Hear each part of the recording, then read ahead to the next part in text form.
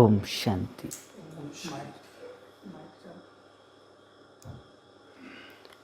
ओम शांति। आज का टॉपिक है रूहानी ब्यूटी पार्लर। इस टॉपिक को हमने 3 भाग में बांटा है। पहले हम ब्यूटी पार्लर के बारे में जानेंगे, उसके बाद में रूहानी ब्यूटी पार्लर के बारे में जानेंगे और उसके बाद में रूहानी ब्यूटी पार्लर की जो नियम है उसके बारे में जानेंगे। ब्यूटी पार्लर किसको कहते हैं? ब्यूटी पार्लर अर्थात महिला या पुरुष का काया पलट जादू केंद्र, जिस स्थान पे महिला भी जाते हैं पुरुष भी जाते हैं और उनकी काया में अर्थात सुंदरता में जो बहुत सारी परिवर्तन आती है, सुंदर व्यक्ति दिखने अच्छा ज़्यादा सुंदर दिखते हैं, उस स्थान को बोलते हैं ब्यूटी पार्लर। ब्यूटी पार्लर का सीधा संबंध व्यक्ति की सौंदर्यता से है। जैसे व्यक्ति देखता था पहले, उससे कई गुना अच्छा दिखने लगता है ब्यूटी पार्लर में जाने और वहाँ के जो स्टेप्स होते वो कराने के बाद में। तो ब्यूटी पार्लर में क्या क्या होता है उसके बारे में जानते हैं, थोड़ा सा बहुत शॉर्ट में देखेंगे। ब्यूटी पार्लर में फोरहेड करते हैं। फोरहेड में क्या करते हैं?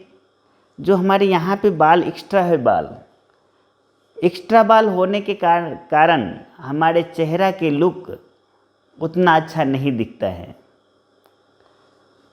धागा को थ्रेड बना के, कैंची के जैसे बना के यहाँ के बाल को और यहाँ के बाल को हटाते हैं। उसमें बहुत सिस्टमेटिक करना होता है, नहीं तो नहीं होता है या तो बिगड़ जाता है। बहुत ध्यान से करना होता है। और जब यहाँ की बाल उस थ्रेड के माध्यम से, उस धागा के कैंची के माध्यम से जब हट जाता है तो हमारी चेहरा की सौंदर्यता बहुत अच्छा लगने लगता है। दूसरा है आईब्रो। आईब्रो में क्या करते हैं? यहाँ कभी किसी का मोटा किसी का पतला, कभी कैसा कैसा लगता है, जैसे कि चेहरा देखने में उतना सुंदर नहीं लगता है। आईब्रो में क्या करते हैं तो बीच से एक एक करके वही थ्रेड से, धागा के जो कहीं जैसे बनाए रहते हैं उससे एक एक करके बाल को निकालते हैं, एक्स्ट्रा बाल को, और वैसे ऊपर से भी निकालते हैं और हमारे आईब्रो को बहुत शार्प बना देते हैं। दूसरी तरफ भी ऐसे करते हैं।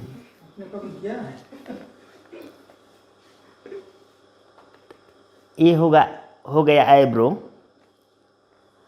उसके बाद में फेस के ऊपर दाना दाना होता है, फुंसी होता है, रफ होता है, जो देखने में अच्छा नहीं लगता है। उसको साफ़ करने के लिए, उनको क्लीन करने के लिए, चेहरा को सॉफ्ट बनाने के लिए, त्वचा को सॉफ्ट बनाने के लिए, चेहरा की त्वचा को ब्लीच फेशियल करते हैं। ब्लीच फेशियल में 2-3 प्रकार की क्रीम लगाते हैं, जिससे चेहरा की दाने भी निकल जाती है, चेहरा सॉफ्ट लगता है, सुंदर देखने में लगता है। उसके आगे diamond facial, golden facial, herbal facial, Rudra facial करते हैं। कई सारी है, बहुत सारे हैं, लेकिन शॉर्ट में जाना है अपने को। डायमंड फेशियल और गोल्डन फेशियल कोई विशेष फंक्शन में, जो लोग जब शादी में जाना हो, कुछ विशेष प्रोग्राम में जाना हो, उसमें ज़्यादा शाइनिंग, चेहरा पे शाइनिंग ज़्यादा आता है, उस समय वो करते हैं डायमंड फेशियल और गोल्डन फेशियल। उसके आगे लिपस्टिक, होठ को सुंदर बनाते हैं कलर करके, कई सारे कलर से करते हैं। हेयर कटिंग, हेयर कटिंग, उसमें यू कटिंग, स्टेप कटिंग, कई सारे कटिंग है। बाल को कलर भी करते हैं, भाई भी जाते बहनें भी जाते। भाई दाढ़ी का अपना कई सारे स्टाइल से बनाते हैं। ब्लीच फेशियल सिर्फ बहनें करती, भाई नहीं करते हैं, बाकी सभी भाई करते हैं। उसके आगे बॉडी स्क्रबिंग कराते हैं। बॉडी स्क्रबिंग में क्या करते हैं, तो बॉडी के में जो मैल लगा हुआ है,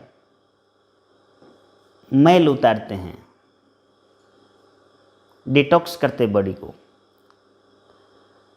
और बॉडी स्क्रबिंग के बाद में बेस मेटल, बेस मेटल में बॉडी जो मैल उतारने के बाद में त्वचा खुरदुरा हो जाता है, रफ हो जाते त्वचा, चमड़ी जो है ना रफ हो जाते हैं, उसको उसमें सॉफ्टनेस लाने के लिए मुल्तानी मिट्टी हो गया, गुलाब जल हो गया, चेहरा पे भाप लेते चेहरा में, जिससे बॉडी त्वचा सॉफ्ट हो, उसको बोलते हैं बेस मेटल। उसके बाद में स्नान करते हैं, जो मुल्तानी मिट्टी, गुलाब जल जो भी लगा है उसको क्लीन करने के लिए। और लास्ट में, ये बॉडी की बात चल रही, लास्ट में पाउडर लगाते हैं और सॉफ्टनेस लाने के लिए। उससे पहले बॉडी वैक्स करते हैं। बॉडी वैक्स में क्या होता है कि हमारे त्वचा में, हमारे हाथ में, पैर में, छाती में, पीठ में जो बाल है वो बाल उतारते हैं। उसमें भी बॉडी वैक्स भी कई सारे तरीके से होता है। हनी से करते हैं, कॉफ़ी से करते हैं, मिल्क से करते हैं, और बहुत चीज़ से करते हैं। और त्वचा से बाल निकालने का भी मेथड अलग अलग है, बहुत ध्यान से करना होता है। अगर बाल हमारे ऊपर से नीचे की ओर है तो ऊपर से नीचे की ओर वो जो लगाते हैं, वैक्स कराते हैं, वो लगाना होता है, स्टिक चिपका के खींचना होता है। और उसके बाद में फाउंडेशन, जिसमें क्रीम लगा के और भी त्वचा को सॉफ्ट करते हैं। मैनीक्योर पेडिक्योर करते हैं। मैनीक्योर पेडिक्योर अर्थात हाथ को, पैर के साफ करते हैं, डिटॉक्स करते हैं और नाखून को सफाई करते हैं। उसके बाद में परफ्यूम लगाते हैं ताकि थोड़ा खुशबू फैले, खुशबूदार उनका चेहरा लगे, बॉडी लगे।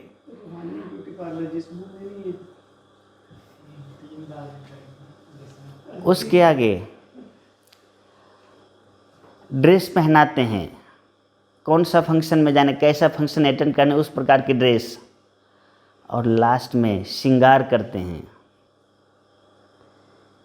ये है हमारी जिस्मानी ब्यूटी पार्लर की में जो होता है, बहुत शॉर्ट में बताया इसको, बहुत बड़ी होता है वो चैप्टर उसमें।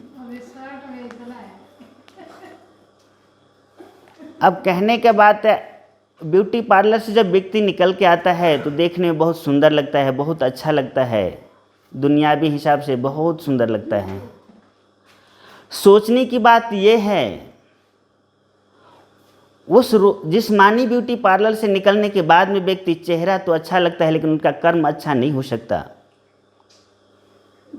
उनका व्यवहार में परिवर्तन नहीं हो सकता, उनके बोल सुंदर नहीं हो सकता, उनका कर्म महान नहीं बन सकता, विचार महान नहीं हो सकते, उनकी भावनाएं महान नहीं बन सकता।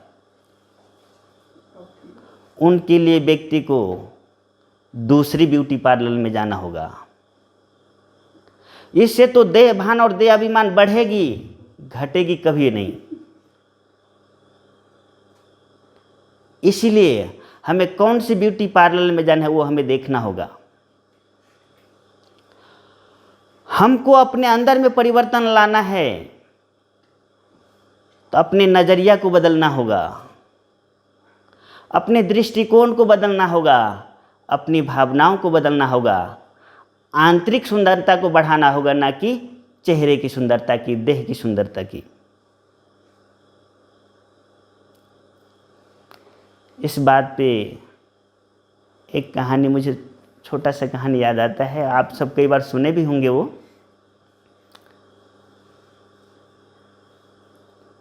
फिर थोड़ा एक बार सुना देते, बहुत अच्छा है। एक राजा जंगल में शिकार करने जाते हैं। रास्ते में उनको प्यास लगता है,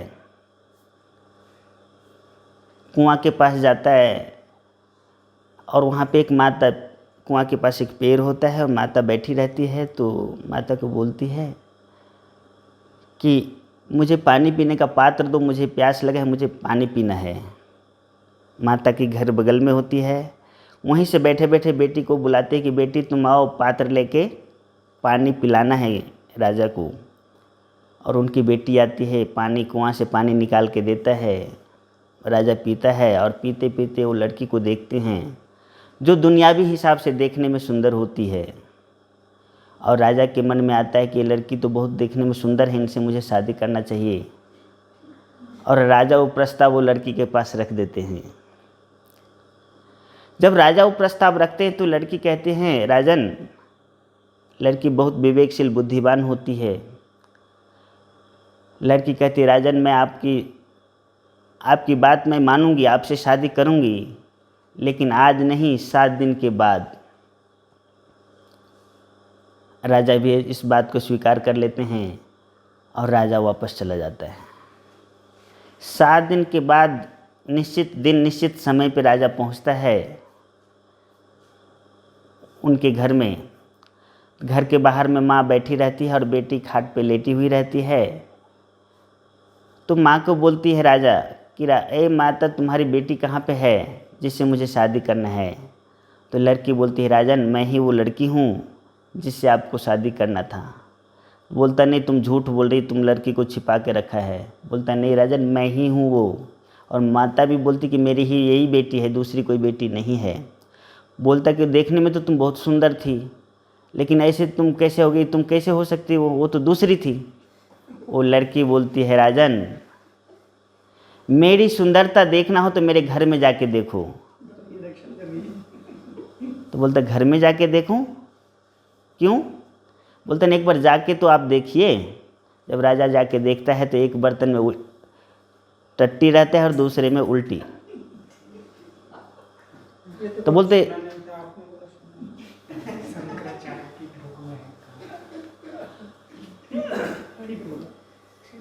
जब राजा बोलते कि इसमें तो ये टट्टी और उल्टी है, तो बोलता नहीं राजन, मेरी सुंदरता इस टट्टी और उल्टी में है। आप जब मुझे बोल के गए कि तुमसे शादी करना है, तो मैं आज से 5 दिन पहले मैं दस्त की और उल्टी की दवाई खा ली, और तब से मुझे दस्त और उल्टी लगी हुई है। और दस्त और उल्टी होने के कारण मेरी शरीर की ये हाल हो गई है।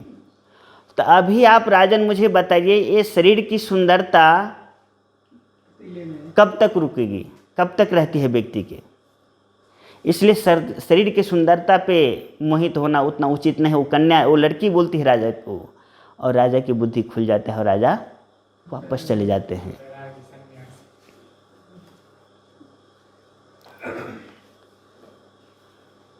तो चेहरा की सुंदरता के लिए तो आज तो ट्यूब लगी हुई होती है ब्यूटी पार्लर में जाने के लिए, लेकिन उस चेहरा की सुंदरता लंबे समय तक नहीं चलती है। इसीलिए अगर लंबे समय तक की सुंदरता चाहिए, आंतरिक सुंदरता चाहिए, कर्म को सुंदर बनाना है, बोल को सुंदर बनाना है, भावनाओं को सुंदर बनाना है, तो दूसरी ब्यूटी पार्लर में जाना होगा। उस दूसरी ब्यूटी पार्लर का नाम है रूहानी ब्यूटी पार्लर।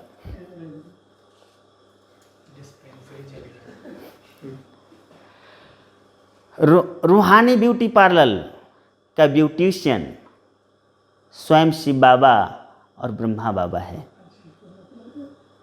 यहाँ पे भी फोरहेड करते हैं, थ्रेड से बाल को सफाई करते हैं। हमारे सिर के ऊपर जो बाल है उस बाल को सफाई करते हैं, लेकिन कौन सा थ्रेड और कौन सी बाल? तो यहाँ पे सोमान की थ्रेड से, सोमान की धागे की कैंची से हमारे ऊपर परचिंतन की, प्रदर्शन की, द्वेष की, घृणा की, छल की, कपट की जो बाल निकल गए, जो हमारे चेहरा को खराब कर दिया है, उस चेहरा को, उस बाल को हमें निकालना है उस सोमान की थ्रेड से। अगर सोमान की थ्रेड से उस बाल को अगर हम निकाल देते हैं, हमारी चेहरा बहुत सुंदर लगने लगता है। तो पहला हुआ फोरहेड। दूसरा है आईब्रो।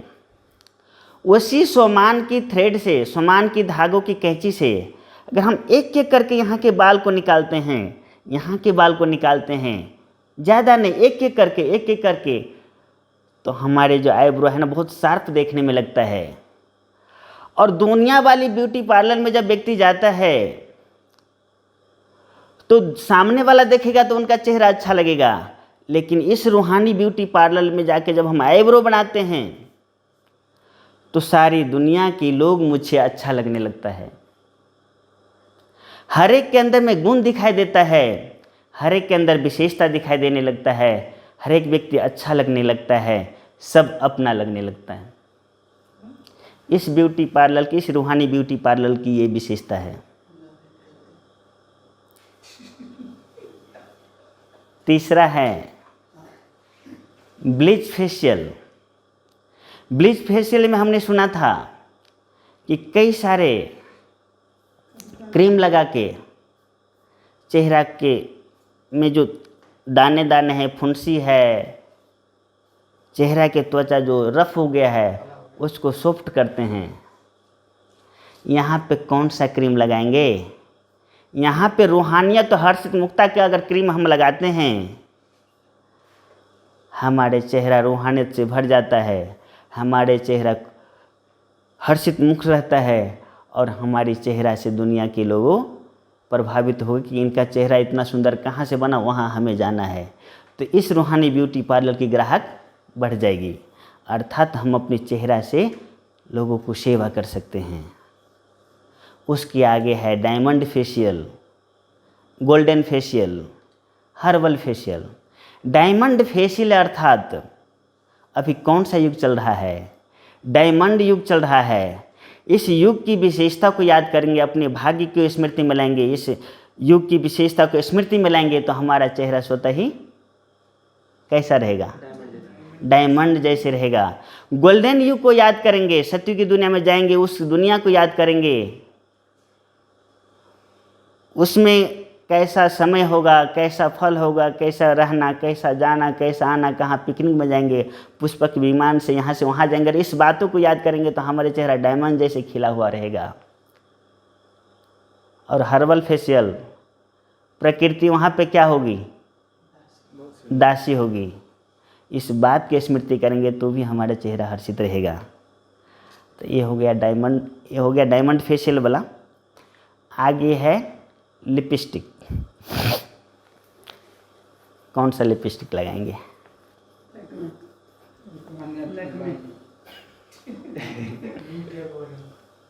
मीठे बोल, मधुरता की क्रीम, मधुरता वाली लिपस्टिक, धैर्यता वाली लिपस्टिक अगर हम लगाते हैं तो हमारे से धैर्य धारण करने की शक्ति हम में तो बढ़ेगी, लेकिन दूसरों को भी हमारे साथ बढ़ेगा। और बोल से दूसरों को हम जीवन को परिवर्तन कर सकते हैं। उसके आगे है हेयर कटिंग। बाबा ने अमृत वेला से लेकर रात तक के लिए श्रीमत दिया है, वैसे हेयर कटिंग के लिए भी श्रीमत दिया है। ब्राह्मण बच्चे को खासकर जो बाबा ने बताया है, उसको छोड़ के दूसरा हेयर कटिंग नहीं कराना चाहिए, ना बहुत बड़ा हो बाल, ना बहुत छोटा हो। इस बात का शेविंग के लिए भी बाबा ने ध्यान दिया है, उस बात पे हमें ध्यान दिया। लेकिन दुख की बात यह है कि कई बाबा के बच्चे इस बात को थोड़ा सा इग्नोर करते हैं, उस पे हमें ध्यान देना है।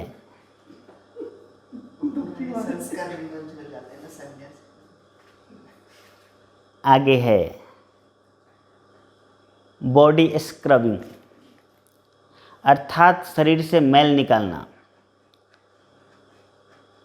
वहाँ पे तो मैल निकाल के बॉडी को डिटॉक्स करते हैं, यहाँ पे कौन सा मैल निकालेंगे? यहाँ तो और भी बहुत ज़्यादा मैल लगा हुआ है। द्वापर से लेके संगम कलयुग के अंत तक देह भान और देह अभिमान की, ईर्ष्या की, द्वेष की, घृणा की, छल की, कपट की, काम की, क्रोध की, सारा मैल लगा हुआ है। इसमें तो और भी हमें मैल उतारने के लिए ज़रूरत पड़ेगी, बॉडी को डिटॉक्स करने की ज़रूरत पड़ेगी। और मैल निकालने के बाद में त्वचा खुरदुरा हो जाता है। तो ज्ञान जल से तो मैल कैसे निकालेंगे? ज्ञान स्नान करके, योग स्नान करके, तपस्वी बन के, लक्ष्य सोप से। और जब त्वचा खुरदुरा हो जाए तो ज्ञान जल से, योग जल से उसको सॉफ्ट करना है। मुल्तानी मिट्टी और गुलाब जल लगाना है।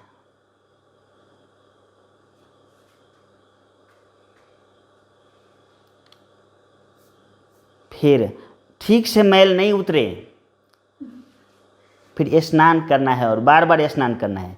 ज्ञान का स्नान, योग का स्नान, ज्ञान का स्नान, योग का स्नान करना है, क्योंकि बहुत दिनों का मैल बैठा हुआ है शरीर में, एक बार में उतरने वाला नहीं है। कितना बार स्नान करना? जितना बार कर सकते। 12 बार।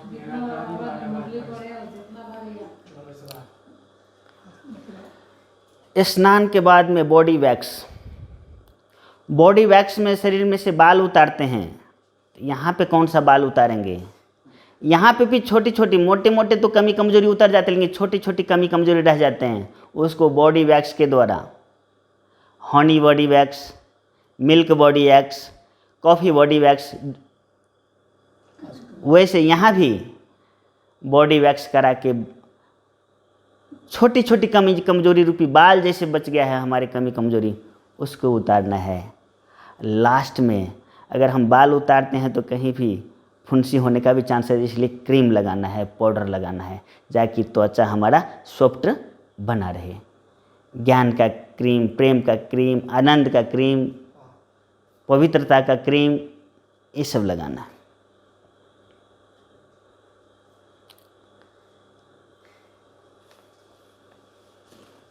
फाउंडेशन में आ गया वो क्रीम वाला। अभी परफ्यूम कौन सा लगाएंगे? अच्छे लग रहे हैं, जो दूसरों को सुख दे। रूहानियत का परफ्यूम,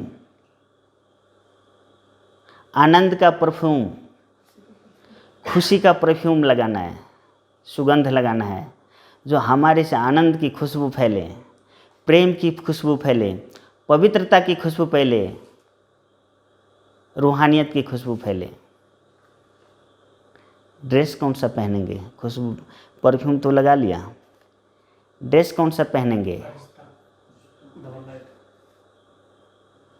भगवान ने हमें, ब्यूटिशियन ने हमें मनुष्य से ब्रह्मा कुमार बनाया। ब्रह्मा कुमार के बाद में हमें तपस्वी कुमारी का ड्रेस पहनना है।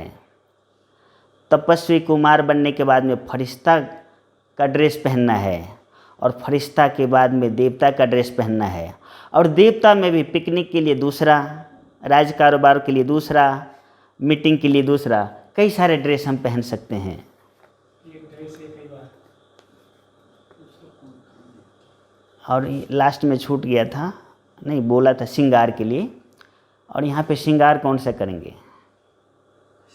वर्तमान समय श्रृंगार कौन सा?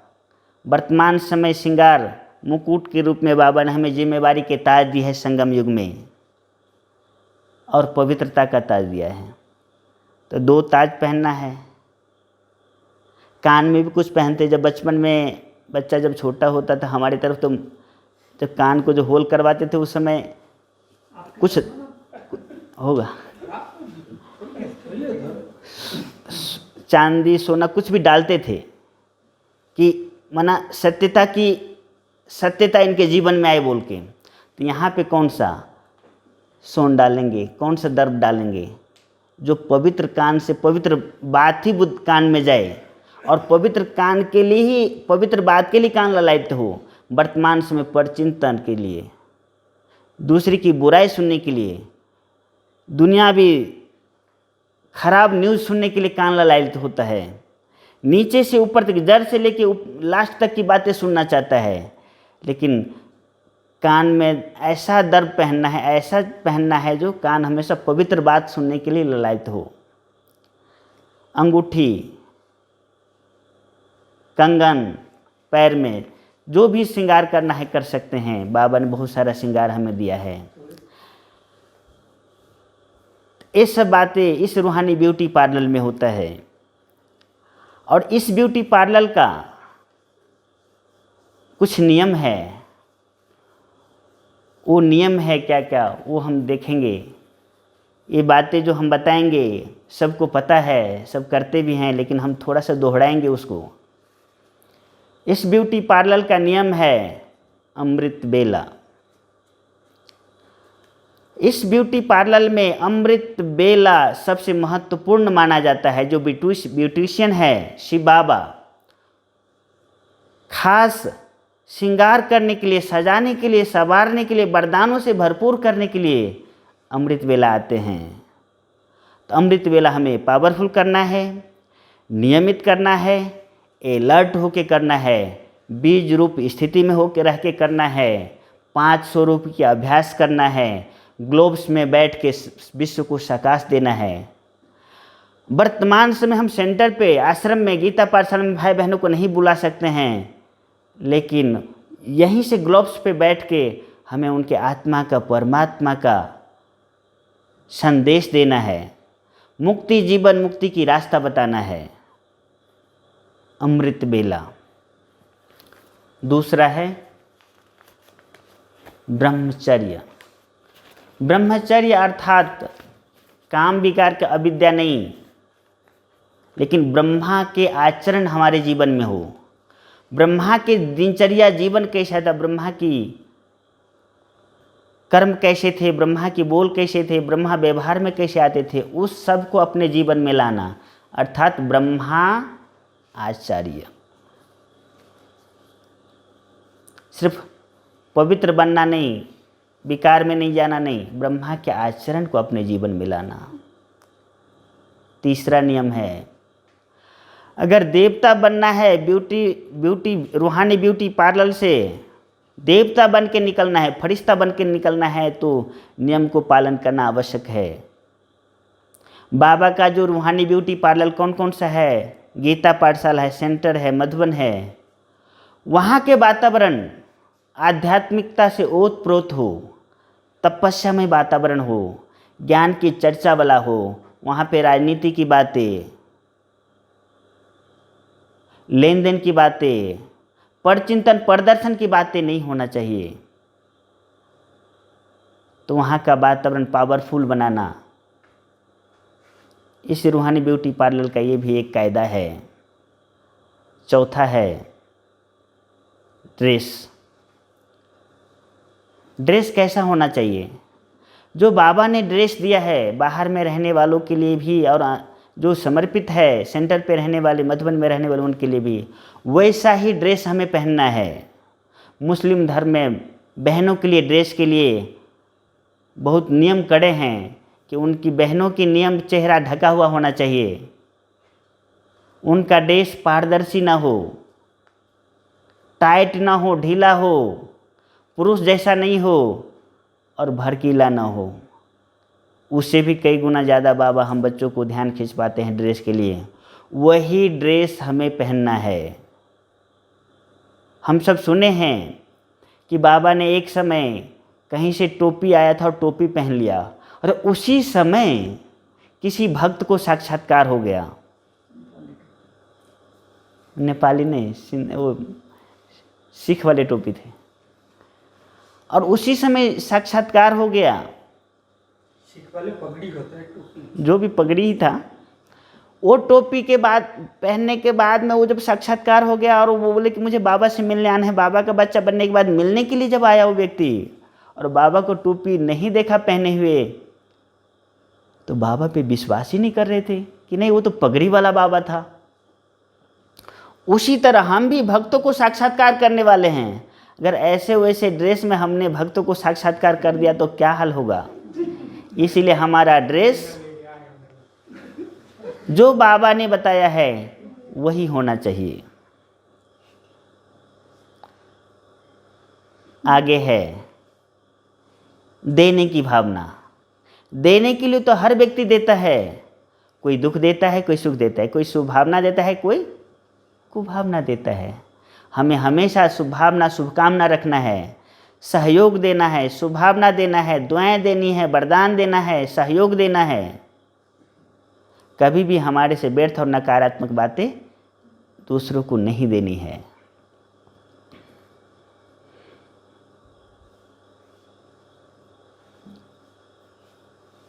बाबा ने आगे नियम बताया है, बचत करना है। क्या बचत करना है? अपने बोल को बचत करना है। ऐसे फूटे हुए ढोल की तरह बोलते नहीं रहना है। अपने संकल्प को बचत करना है। जहाँ ज़रूरत है वहाँ बोलना है, जो ज़रूरत है वही बोलना है। मम्मा को जितना ज़रूरत होती थी वही बोलती थी, दादियाँ को, हमारी दादियाँ को जितना ज़रूरत होती थी उतना ही बोलती थी। फालतू की बातें नहीं बोलती थी, झुरमी झुरमी की बातें कभी नहीं करती थी। वैसे हमें भी नहीं करना है। बोल को बचत करना है, संकल्प को बचत करना है। संकल्प ऐसे ब्राह्मण होने के बाद में ऐसे ऐसे करते हैं कि रात को नींद ही नहीं आती, करवट बदलते रहते हैं। डिस्पेंसरी में आते भाई नींद नहीं आता है, कहाँ से कहाँ बुद्धि चली जाती है। संकल्प को बचत करना है। धन को बचत करना है। यज्ञ के हर वस्तु को, एक एक वस्तु को बचत करना है, क्योंकि हर वस्तु वैल्यूबल है।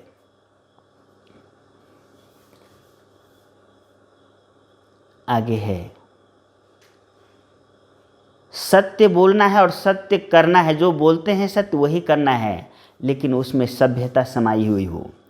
कई बार ब्राह्मण बाबा के बच्चे, हमसे भी ऐसे होता है, बोलते हम सत्य, करते हैं सत्य, लेकिन सामने वाला असत्य करते हैं, उस पर हमारा व्यवहार करते करते भी हमारी भावना उनके प्रति बिगड़ जाती है। उनके प्रति निगेटिव सोच लेते हैं, व्यर्थ सोच लेते हैं, हीन भावना से उनको देखने लगते। देखो मैं कितना श्रीमत पे चलता हूँ, जो बोलते हैं बाबा वो बोलता हूँ, जो बाबा बोलते हैं वही बोलता हूँ, और जो बाबा बोलते हैं वही करता हूँ। लेकिन सामने वाला देखो इतने साल से हो, लेकिन इसमें तो कोई परिवर्तन ही नहीं। अगर ये बोल के भी सत्य बोल के सत्य किया भी तो भी जमा नहीं होगा। इसीलिए सत्य बोलना है, सत्य करना है, लेकिन सभ्यता को साथ में रख के करना है। आगे है बाबा बोलते हैं, ब्यूटिशियन बाबा, अगर इस जीवन में सुंदर बन के निकलना है, उभर के निकलना है, निखर के निकलना है, दुनिया के शोकेस के शोपीस बनना है, आपको चार्ट रखना होगा। चार्ट रखना है, चेक और चेंज करना होगा। चार्ट में अगर कोई गड़बड़ी है तो उसको सुधारना होगा। और बाबा ने इतनी सारी जो दिव्य गुण दिए हैं उनकी जीवन में धारण करनी है।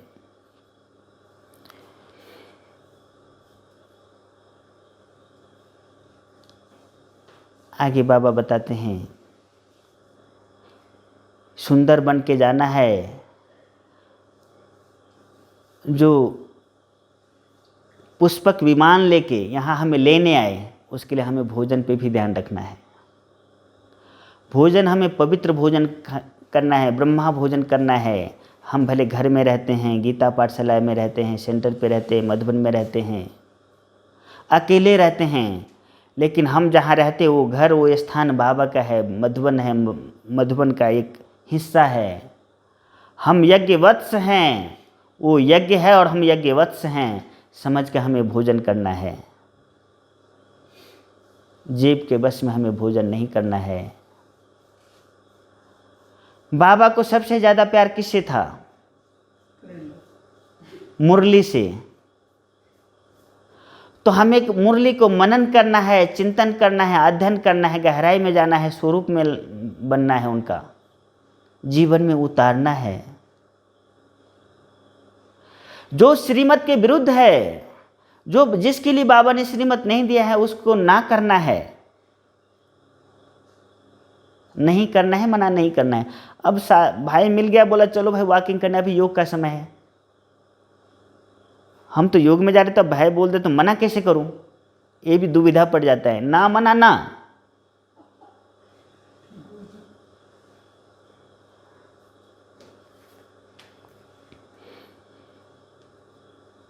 बाबा और यज्ञ से प्यार, इस ब्यूटी पार्लर से, इस रूहानी ब्यूटी पार्लर से और ब्यूटिशियन से प्यार रखना है। अगर ब्यूटी पार्लर से ब्यूटिशियन से प्यार रखेंगे तो ब्यूटिशियन जैसे कहेगा वैसे करेंगे, और जैसे कहेगा वैसे करेंगे तो हम सबसे ज़्यादा सुंदर बनेंगे। इसीलिए और बाबा और यज्ञ से हमें प्यार रखना है। इसमें हमें आंतरिक, इस ब्यूटी पार्लर में हमें आंतरिक सुंदरता आती है। आंतरिक सुंदरता लाने के लिए बीच बीच में मौन की आवश्यकता हो, इसलिए बीच बीच में हमें मौन करना है। मुख का भी मौन तो मन का भी मौन करना है। बीच बीच में मौन रखना है अपने को। सारे दुनिया को छोड़ के तो हम यहाँ पे आ गए, सारे दुनिया के बंधन को छोड़ के तो हम, सारे संबंध को तोड़ के हम यहाँ पे आ गए। चाहे हम घर में रहते हैं, कितना लौकिक वाले नाराज हो जाते हैं हमसे, लेकिन यहाँ आके संबंध बना लेते हैं। तो हमें सबके साथ में सब अपना है और कोई अपना नहीं है। सबसे न्यारे भी रहना है और सबसे प्यारे भी रहना है। सबसे न्यारे रहने के लिए बाबा को प्यारा बनाना पड़ेगा, और बाबा से जब प्यार होगा तो परिवार से प्यार स्वतः ही बन जाता है।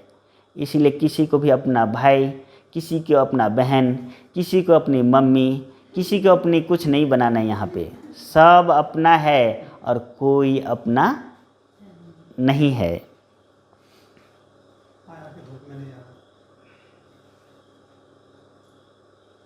चलते चलते व्यक्ति यहाँ किस लिए आए थे, बाबा के किस लिए बने थे, वो बात भूल जाते हैं, और मैं ही हूँ का अभिमान व्यक्ति में आ जाता है। मैं हूँ तभी इस तरह की ये सेवा हो रही है, ऐसे फीलिंग में आ जाते हैं। इसलिए सदा हमें याद रखना है कि मैं यहाँ का निमित्त हूँ, सेवाधारी हूँ। बाबा ने मुझे निमित्त बनाया है मेरा अपना ही भाग्य बनाने के लिए, दूसरे के लिए नहीं। ये बात हमें कभी नहीं भूलना है। भगवान ने जो ब्यूटी पार्लर खोला है, इस ब्यूटी पार्लर में जो कुछ ज्ञान मिलता है, उस ज्ञान को सही ढंग से यूज करना। जिस भाव से बाबा कहते उसी भाव से हमें प्रकट करना है। तोड़ मोड़ जोड़ के नहीं करना है। अपनी सुविधाजनक ज्ञान को प्रयोग में नहीं लाना है। इस ब्यूटी पार्लर की ये विशेषता है। और इस ब्यूटी पार्लर में सदा सुंदर से सुंदर, सुंदर से सुंदर, दिनों दिन अगर सुंदर बनना है तो हमें उमंग उत्साह बना के रखना है। उमंग उत्साह से ओत प्रोत रहना है। नहीं तो मुरझाया हुआ चेहरा कैसे सेवा करेगा, कैसे दूसरे को इस ब्यूटी पार्लर में ला सकेगा। क्योंकि हम तो देवता बनने वाले हैं, फरिश्ता बनने वाले हैं, महान बनने वाले हैं, दुनिया के आगे एग्जाम्पल बनने वाले हैं, भगवान के शोकेस के शोपीस में रहने वाले हैं। तो ऐसे उमंग उत्साह हमें बना के रखना है। इन सब नियम को, इन सब मर्यादाओं को अगर हम याद रखते हैं तो दिनों दिन हमारी सुंदरता बढ़ती जाती है। अच्छा, ओम शांति।